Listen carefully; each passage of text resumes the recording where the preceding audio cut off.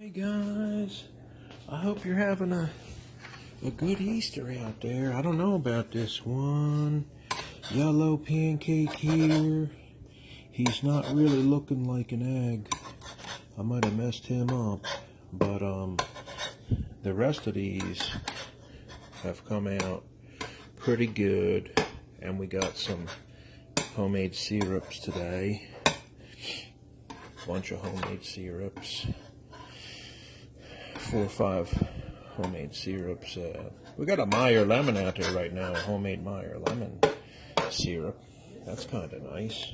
But yeah, what's everyone else doing for Easter breakfast today? Huh? What you doing? What are you guys doing? What's Chef Kim doing for Easter today? Easter breakfast. Praising the Lord and serving Easter egg Awesome. pancake.